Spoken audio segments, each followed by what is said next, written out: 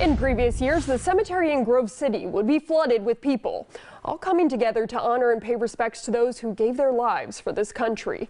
Today, though, there were fewer people, but they say it made this Memorial Day that much more special. NBC4's Kenya Ramirez is live from Grove City. Kenya, what was this service like?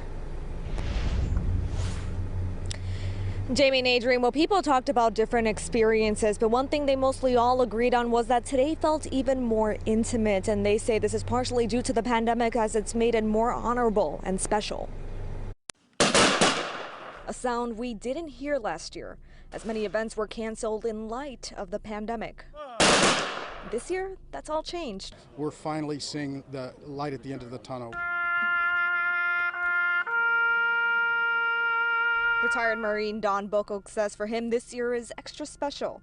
For as long as he can remember, he stood next to his brothers and sisters in uniform on this day. This is my first year coming back as a spectator, so to speak, because I was ROTC instructor for 24 years. Though it was different, he's thankful for today's service. There were some parts that were missing this year, the singing and all that, but that's understandable with what we're going through as a country, but it was good to be back. One of the speakers, Major General John Harris, says the pandemic shed a light on several things. For one, for a while it felt like this day was about sales and discounts, and I think that America has realized and placed our attention and focus where it needs to be, and that's taking the time to honor and ensure that we don't forget. And two, and particularly being the Adjutant General and commanding the National Guard, this has been quite a year for us.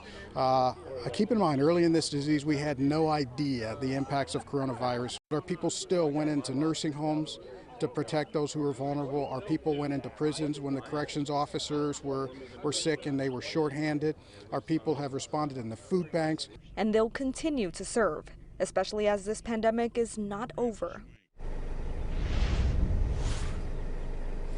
And organizers hope they can hold their old traditions next year, including the parade. Live and local for you, Kenya Ramirez, NBC4.